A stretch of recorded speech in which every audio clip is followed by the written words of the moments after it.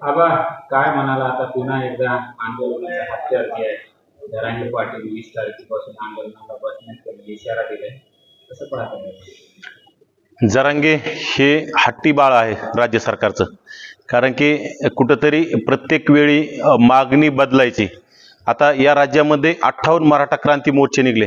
या 17 मोर्चापर्यंत ओबीसी समाजासह सगळ्या मोर्चामध्ये लोकांनी पाणी वाटण्याचं काम केलं. यांना नाश्ता जेवण देण्याचं ओबीसी बांधवांनी, मुस्लिम बांधवांनी, दलित बांधवांनी यांच्या मोर्चाला सहकार्य करण्याचं काम केलं. परंतु या 17 मोर्चापर्यंत यांची मागणी काय होती की मराठा समाजाला वेगळं आरक्षण मिळालं पाहिजे. आणि 17 मोर्चे संपल्याच्या नंतर यांनी पुन्हा एक मागणी बदलली, अॅट्रॉसिटी रद्द झाली पाहिजे. आणि त्यानंतर हे सगळे मोर्चामध्ये अॅट्रॉसिटीवर त्यांनी फोकस केलं की अॅट्रॉसिटी रद्द झाली पाहिजे. तसंच सध्या सुद्धा जरांगेचं प्रत्येक वेळी उपोषण सुरू झालं की त्यांच्या मागण्या बदलतात. सुरुवातीला त्यांनी एक मराठ्यांना आरक्षण मिळालं पाहिजे म्हणून उपोषण सुरू केलं. त्यानंतर कालांतराने त्यांनी राज्य सरकारकडे बाल हट्ट सुरू केला की कुठंतरी आता आम्हाला सगळे सोयऱ्यांचा जी आर लागू झाला पाहिजे, कुणबी नोंदी प्रमाणपत्रामार्फत मिळालं पाहिजे. ज्या निजामकालीन नोंदी आहेत याच्यामध्ये खाडाखोड केलं तरी ते आम्हाला तसंही बी मिळालं पाहिजे. म्हणजे कुठंतरी इतका बाल हट्ट करायचा की एखादा हट्टी लेकरू असतं, अशी परिस्थिती जरांगींची आहे. जरांगींचा कुठं संविधानाचा अभ्यास नाही, जरांगींचा कुठं मंडल आयोगाचा अभ्यास नाही. फक्त पाहिजे सरकार त्यांचं आहे, मुख्यमंत्री त्यांचा आहे, या राज्यात मंत्री त्यांचे जास्त आहेत, आमदार जास्त आहेत, खासदार जास्त आहेत, म्हणून कुठंतरी बाल हट्ट करायचा आणि मिळून घेण्याचा प्रयत्न आहे. परंतु हे राज्य, हे हा देश डॉक्टर बाबासाहेब आंबेडकरांच्या संविधानावर चालतो, घटनेवर चालतो. त्यामुळं कोणताही मुख्यमंत्री असेल तर यांना ह्या सर्व गोष्टीचा, सर्व समाजाचा विचार करूनच निर्णय घ्यावा लागेल. आणि जर मुख्यमंत्र्यांनी एका समाजाचा निर्णय घेतला तर याचे परिणाम विपरीत होतील आणि राज्य सरकारला त्याचे नक्कीच भोगावं लागेल. वडीगोद्रीचं जे आंदोलन आहे तुमचं बसवलेलं, ते भुजबळाने बसवलं असा आरोप जरांगेंनी केला. मग आम्ही जरांगेंना सुद्धा आरोप करतो की जरांगेंना कोणी बसवलं. आमच्याकडे तरी भुजबळ साहेब फक्त उपोषण सोडायला आले. जरांगेकडे तर दुसऱ्या दिवशी अख्खं मंत्रिमंडळ रेड कार्पेट टाकून लोटांगण घेण्याचं काम करतं. मग जरांगेंना कोण रसद पुरवतं, जरांगेंना कोणी उभा केलंय आणि जरांगे कोणाच्या इशाऱ्यावर जरांगेंचा पोपट बोलतोय, अशी परिस्थिती. जरांगे दररोज वेगळे वेगळे बोलतात आणि जरांगे कोणाच्या तरी इशाऱ्यावर बोलतात. हे आम्ही बी पूर्वीपासून बोलत आलो. आता भुजबळ साहेब काही मुख्यमंत्री नाहीत की भुजबळ साहेब आम्हाला बसवायला. आम्ही गोरगरीब 18 पगड जातीतील 12 बलुतेदार 18 दारांचे लेकर आहोत, शेतकरी कष्टकऱ्यांची लेकर आहोत. एक कुठेतरी आमच्या गरीब समाजावर अन्याय झालेला आम्ही पाहू शकत नाहीत आणि आम्ही पाहतोय आमच्यावर अन्याय होतोय, आमच्यामध्ये घुसखोरी व्हायला लागली. 57 लाख बोगस नोंदी मार्फत यांनी प्रमाणपत्र वाटप केलेत. म्हणजे 57 लाख कुणबी प्रमाणपत्र वाटप करण्याचं काम केलंय, बोगस प्रमाणपत्र.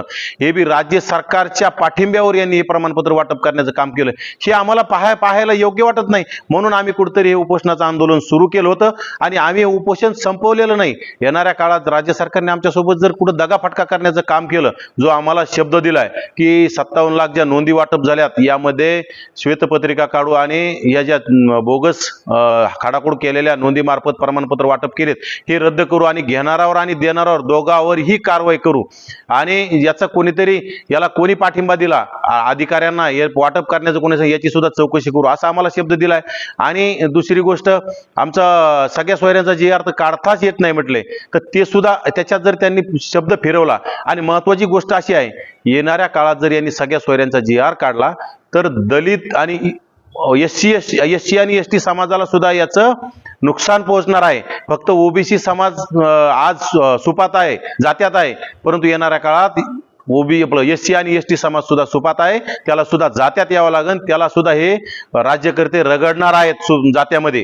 त्यामुळं दलित आणि आदिवासी बांधवांना माझी विनंती आहे, हा लढा एकट्या ओबीसींचा नाही, येणाऱ्या काळात हा लढा आपल्याला सगळ्याला मिळून एकत्र लढावा लागणार आहे. हे राज्य सरकार जातीवादी आहे. आजपर्यंत इतिहासातील एकनाथ शिंदे हे जातीवादी मुख्यमंत्री आहेत, एकतर्फी निर्णय घेण्याचं काम करतात. कुठंतरी जरांगे नावाचा पोपट काय बोलतोय आणि त्याला कुठला अभ्यास नाही आणि त्याच्या इशाऱ्यावर हे राज्य सरकार जर नाचत असेल तर ते आम्ही सहन करू शकत नाहीत. आंतरवालीमध्ये जी रॅली काढली तुम्ही, त्या रॅलीला भुजबळांनी तुम्हाला सांगितलं की रॅली काढा म्हणून, तिथं भुजबळाला दंगली घडवायचं होता असा आरोप जरांगे. जर भुजबळ साहेबांनी आम्हाला सांगण्याचा काही प्रश्न नाही, कारण की ते आम्ही वडीगोद्री येथील आमचे सहकारी आंदोलनात आमच्या सहभागी असणारे, आमच्या सोबत नेहमी तिथं स्वयंसेवक म्हणून काम करणारे गावडे यांचा मुलगा वारला होता. त्या मुलाची सांत्वन भेट, त्यांच्या कुटुंबाची आम्ही सांत्वन भेट करायला गेलो. परंतु आंतरवाली सराटीत आमच्या काही ओबीसी बांधवांनी आम्हाला आग्रह केला की आम्हाला तिथं यावं लागेल चहा प्यायला. तर आम्ही अचानक वडीगोद्रीत गेलो. त्यामुळं आदरणीय भुजबळ साहेबांनी आम्हाला सांगायचा काही प्रश्नच येत नाही. आणि जसं जरांगेंचे काही मार्गदर्शक आहेत, तसं भुजबळ साहेबांनी कधीच आम्हाला जातीवाद करण्याचं किंवा जाती तेढ निर्माण करण्याचं कधी आजपर्यंत मार्गदर्शन केलेलं नाही. आणि आम्ही तो जाती तेढ निर्माण करणारातले नाही आहोत. आजपर्यंत आम्ही ह्या मराठा समाजाच्या अनेक आंदोलनामध्ये पाणी वाटप करण्याचं काम केलं, स्वयंसेवक म्हणून आम्ही भूमिका निभावली. आणि जरांगे कुठतरी, जरांगेंनी जर तसं जर म्हणायचं असेल तर जरांगेंनी आमच्यावर हा सुद्धा आरोप केलाय की कुठंतरी यांना जातीय निर्माण करायचं. मग आता जरांगेंनी जसं पोलीस प्रशासनावर दगडफेक केली, तर त्यामध्ये म्हणजे जरांगेला कोणी सांगितलं होतं का की जरांगे का पोलीस प्रशासनाने स्वतः दगडफेक करून घेतली? म्हणजे हे सर्व जरांगे काय बोलतात यांचं भूमिका स्पष्ट नसती आणि दरसोड भूमिका सातत्यानं ते करत राहतात. जरांगेने ह्या गोष्टी जरा आता शांततेनं आणि जरांगेने स्वतःच्या जिभेला आवर घालावा असं मला वाटतं. आबा, त्यांनी काहीतरी मार्ग काढावा. काल छगन भुजबळांनी बारामतीच्या सभेतून मोठा आरोप शरद पवारांनी केला होता की जी मराठा आणि ओबीसी संदर्भाची सर्वपक्षीय बैठक होती त्यावर पवारांच्या फोन नंतरच विरोधक आले नाही, अशा प्रकारचा त्यांनी आरोप केलेला होता. आणि आज छगन भुजबळ साहेब जे ते पवारांना भेटायला गेलेले, काय कसं बघतो तुम्ही याकडे? नक्कीच आदरणीय शरदचंद्र पवार साहेब मुख्यमंत्री असताना 1993-94 या राज्यामध्ये मंडल आयोग प्रथम लागू झाला आणि तेव्हापासूनच स्थानिक स्वराज्य संस्था असतील, शिक्षण असतील, नोकऱ्यामधील ओबीसींना आरक्षण मिळू लागलं. परंतु त्यावेळीचे पवार साहेब आणि आजचे पवार साहेब, असं ओबीसी समाजाला वाटतंय की पवार साहेबांमध्ये काय बदल झालाय. कारण की ज्येष्ठ असणारे नेते आणि सर्वांना मार्गदर्शन करणारे आदरणीय पवार साहेब यांनी नक्कीच बैठकीला जाऊन या राज्य सरकारला थोडं म्हणजे सुचवायला पाहिजे होतं, याच्यामध्ये मार्ग काढण्याचं काहीतरी सांगायला पाहिजे होतं. कारण की वारंवार पवार साहेब अनेक वेळा म्हटले की ओबीसीच्या आरक्षणाला धक्का न लागता मराठा समाजाला आरक्षण मिळालं पाहिजे. परंतु ही भूमिका कुठेतरी एकत्र येऊन राज्य सरकारला त्यांनी यामध्ये थोडी काय त्यांचे आयडियाज असतील हे त्यांनी राज्य सरकारला दिल्या पाहिजे. आणि आज भुजबळ साहेब भेटलेत, आणि ते नक्कीच भुजबळ साहेब पवार साहेबांना विनंती करायलाच गेले असतील, कारण की पवार साहेब या राज्याचे मोठे नेते आहेत आणि पवार साहेबांनी नक्कीच ओबीसीवर अन्याय होऊ देऊ नये अशी आमची पवार साहेबांना विनंती आहे. आजच्या बैठकीत काय चर्चा होणार की तुम्हाला काही अंदाज आहे का? भुजबळ साहेब भेटले पवारांना, काय चर्चा होऊ शकते त्या बैठकीमध्ये, काय अंदाज आहे? भुजबळ साहेब पवार साहेबांच्या शिलोरोकोर भेटले एवढं मला माहित आहे. त्यानंतर त्यांची दोघांची काय चर्चा झाली, कारण की दोघंही खूप मोठे नेते आहेत. पवार साहेब सुद्धा देशाचे नेते आहेत आणि आदरणीय भुजबळ साहेब सुद्धा ओबीसीचे देशांचे सर्वोच्च नेते आहेत. त्यामुळे दोघांमध्ये काय चर्चा झाली, आणि भुजबळ साहेब पूर्वी त्यांच्या सोबत गेल्या अनेक वर्षापासून काम करतात आणि ओबीसीच्या प्रश्नासाठीच भुजबळ साहेब शिवसेना सोडून पवार साहेबांसोबत 1993-94 गेले होते आणि मंडल आयोग लागू करण्यासाठी त्यांच्या सोबत गेले होते. त्यामुळे भुजबळ साहेबांचं नक्कीच पवार साहेबांना ओबीसीच्या प्रश्नावर काहीतरी तोडगा काढणं असं म्हणण्याचा भुजबळ साहेबांना म्हणजे महत्वाचा अधिकार आहे. जरांगेंच्या प्रश्नातून भुजबळांवरचे आरोप आता तीव्रता कमी होईल का त्या भेटीमुळे? जरांगे आता ते आरोप करतायत. जरांगे हे बालिश असणारं एक बाळ आहे. कुठंतरी काय बोलावं जरांगेंना कळत नाही. कालच आमचे सहकारी प्राध्यापक लक्ष्मण हाके यांनी सांगितलं की जरांगे नावाच्या भूताला कुठंतरी बाटलीत बंद करून अरबी समुद्रात फेकून द्यावं. परंतु बाटलीत बंद नाही केलं पाहिजे, त्याला खरं तर मेंटल हॉस्पिटलमध्ये जरांगेंना ऍडमिट करायची राज्य सरकारने व्यवस्था करावी. कारण की जरांगेंना कुठंतरी डोक्याला फरक पडल्यासारखं जरांगे प्रत्येक सभेमध्ये वेगळं बोलण्याचं काम करतात. जरांगेनं कुठंतरी स्वतःच्या वाणीला आवर घालावा असं आमचं वारंवार जरांगेला सांगतो. कुठंतरी या राज्यामध्ये, या देशामध्ये अनेक मोठे नेते आहेत, वयाचा आदर केला पाहिजे. जर आमच्या ओबीसीच्या लेकरांनी जर मराठा समाजाच्या अनेक ज्येष्ठ नेत्याविषयी जर गलिच्छ भाषा वापरायला सुरू केली, कारण ओबीसी जी शिव्या देतात जरांगे भुजबळ साहेबांना, तर त्या शिव्यांचा उगम आमच्या ओबीसी पासूनच होतो. परंतु आमच्यावर संस्कार आहेत, त्यामुळे आम्ही शिव्यांचा कधी वापर केला नाही आणि आम्ही करणार नाही आहोत. परंतु जर जरांगे वारंवार भुजबळ साहेबांवर जर आरोप करत असतील भुजबळ साहेबांवर जर अशा गलिच्छ शिव्यांचा वापर करत असतील तर येणाऱ्या काळात हा ओबीसी समाज आम्हाला सुद्धा आवरणार नाही. कारण ओबीसी समाजाच्या भावना तीव्र झाल्यात. ओबीसी समाज अत्यंत दुखावला गेलाय. जरांगेला या कुठेतरी मराठा समाजाच्या ज्येष्ठ नेत्यांनी जरांगेंचे कान टोचावेत असं मला वाटतं. आजच्या बैठकीतून ते झालं असेल का असं वाटतं का तुम्हाला?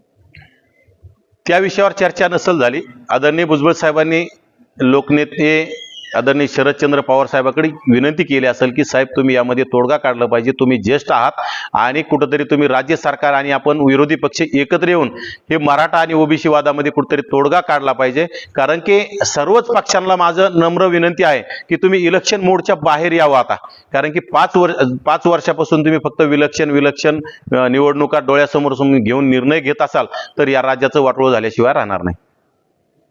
भुजबळ साहेब जे आहेत आता शरद पवारांची त्यांची जवळपास अर्धा तास चर्चा झाली. चर्चेतून अशी सूत्रधारांची माहिती मिळते की भुजबळ साहेब पुन्हा गर्भवती करणार आहे शरद पवार. कुठेतरी ओबीसीवर अन्याय होत आहे सरकार पुढे राहून सुद्धा त्यामुळे तो गर्भवती होत नाही. मला तरी वाटतं ह्या चुकीच्या बातम्या आहेत. कारण की जर तसं काय असतं तर काल अजितदादा पवार यांच्या बारामतीच्या मेळाव्याला भुजबळ साहेब एकतर गेले नसते. अगोदरच पवार साहेबांना त्यांनी वैयक्तिक भेट घेतली असती. ही कुठेतरी चुकीच्या बातम्या प्रसारमाध्यमांमध्ये आल्या असत्याल. आणि त्यांच्यात तसं दोन्ही मोठे नेते आहेत. राजकारणात काही घडत असतं, राजकारण आहे आणि ह्या मोठ्या नेत्याविषयी आपण ह्या गोष्टी बोलणं योग्य नाही. वेगळा घ्या जरा थोडा. काल मध्यरात्री जवळपास जरांगे पाटील यांनी दर्शन घेतलंय. पांडुरंगाचे नतमस्तक झाले मध्यरात्रीच्या सुमारास. कुठेतरी वारकऱ्यांना जे आहे ते दर्शनासाठी लांब रांगा असतात त्या ठिकाणी 2-2 दिवस जाते त्यांना. आणि जरांगे पाटलांनी दर्शनासाठी रात्री स्पेशल एक वेगळी लाईन देऊन त्यांना डायरेक्ट दर्शन दिलं गेलं. काय म्हणाल? मला राज्य सरकारचा तीव्र संताप होतोय राज्य सरकारवर. या जरांगे नावाच्या बाटकाचा एवढा लाड आणि एवढा हट्ट का पुरवत आहे राज्य सरकार? आम्ही सुद्धा पांडुरंगाच्या चरणी लीन होण्यासाठी आम्ही सुद्धा पंढरपूरला गेलोत. आम्ही रांगेत लागून आम्ही दर्शन घेतलं. आम्ही त्याचं फोटो सेशन सुद्धा केलं नाही आणि किंवा आम्ही मीडियाला सुद्धा सांगितलं नाही. आपण सामान्याचे लेकर आहोत. आम्ही गोरगरीब कष्टकऱ्यांचे लेकर आहोत आणि गोरगरिबांसाठीच आम्ही हे उपोषणाच्या मार्फत आंदोलन सुरू केलं आहे. परंतु आम्हाला आज ओबीसी समाज डोक्यावर घेत आहे म्हणून आम्ही अति व्हीआयपीपणा दाखवणे हे अत्यंत चुकीचं आहे. जरांगेंनी ह्या गोष्टीचं भान बाळगलं पाहिजे. कुठेतरी तिथं जाणारा वारकरी संप्रदाय जो हजारो वर्षापासून शेकडो वर्षापासून पांडुरंगांच्या चरणी लीन होतो त्यांना त्यांच्या दर्शनात कुठेतरी आपण व्यत्यय आणतो. आणि जरांगे काय मुख्यमंत्री नाही किंवा जरांगे काय इथं एखादा महत्वाच्या पदावर नाही की जरांगेंना कुठेतरी लगेच व्हीआयपी दर्शन वगैरे देणं. की राज्य सरकारने हे चुकीचा पायंडा पाडणं मला वाटतं बंद केला पाहिजे. आबा खरं तर काल हाके साहेबांनी जी टीका केली त्यावर जरांगेंना जेव्हा प्रश्न विचारला तेव्हा ते म्हणले आम्ही त्यांना विरोधक मानत नाही आणि ते प्रत्येक वेळेस तुमच्यावर बोलायला टाळतात. फक्त त्यांच्या टार्गेटवर छगन भुजबळ हे करत असतात. तुमच्यावर का बोलणं टाळत असेल तुम्हाला काय वाटतं? जरा कसं असतं भुजबळ साहेबांवर बोलणं सोपं असतं. आमच्यावर बोलायला काय आम्ही जशाच तसं उत्तर देऊ शकतो म्हणून ते आम्हाला बोलण्यापासून टाळतात. भुजबळ साहेब हे देशाचे ओबीसीचे सर्वोच्च नेते आहेत आणि वयाने खूप मोठे आहेत. भुजबळ साहेब अशा बाटकावर काय बोलणार आहेत? भुजबळ साहेब अशा चुकीच्या गलीच्या भाषेत भुजबळ साहेब सुसंस्कृत आहेत आणि सुशिक्षित आहेत. भुजबळ साहेब इंजिनियर असणारे ह्या 5वी नापास असणाऱ्या माणसावर भुजबळ साहेबांनी काय बोलावं? त्यासाठी आम्ही बसलेलो आहोत ना. त्याला जर उत्तर द्यायचं नसेल तर नाही देऊ द्या. पण त्यासाठी भुजबळ साहेबांच्या वतीनं मी असेल प्राध्यापक लक्ष्मण हाके असेल इथून पुढे आम्ही बोलणार आहोत. सदाभाऊ खोत म्हणाले जरांगेंना तुमचा मोर्चा जे आहे जरांगे मोर्चा त्यांचा मोर्चा बारामतीकडे वळवला पाहिजे. सदाभाऊ खोतांच्या आणि बारामतीच्या राजकारणात आम्ही पडणार नाही आहोत. कारण आमचं महत्वाचं आहे की आमचं 27% असणारं आरक्षण अबाधित राहिलं पाहिजे आणि आमच्यामध्ये जी 54 लाख 57 लाख बोगस नोंदीमार्फत जी घुसखोरी झाली ही तात्काळ रद्द होऊन जे प्रमाणपत्र रद्द झाले पाहिजे आणि आमची येणाऱ्या काळात जातनिहाय जनगणना झाली पाहिजे. कारण आज इतका आमच्यावर आरोप केला जातो. आता 2 दिवसापूर्वी आदरणीय पंकजाताई मुंडे यांना सभागृहामध्ये मराठा आमदारांनी मतदान केलं म्हणून जरांगे कुठेतरी मराठा आमदारावर एक धाक दाखवण्याचा प्रयत्न करतोय. कुठेतरी सांगतोय की मराठा आमदारांनी मतदान केलं म्हणून पंकजाताई निवडून आल्या आणि पंकजाताईने जर येणाऱ्या काळात काही वेगळं बोललं तर मराठा आमदारांना पाडू. अरे बाबा, मराठा आमदार मोठेपणाने तू सांगतो की मराठा आमदारावर असं करू तसं करू, पण मराठा आमदार आमच्या 60% असणाऱ्या ओबीसीच्या जीवावरच निवडून आलेले आहेत, ते सुद्धा आमचेच आहेत ना. जर या राज्यामध्ये जातीचंच राजकारण जर तुझ्यासारखं करत गेलो तर येणाऱ्या काळात अत्यंत हे राज्य फुले शाहू आंबेडकरांचं म्हणून म्हणता येणार नाही आपल्याला.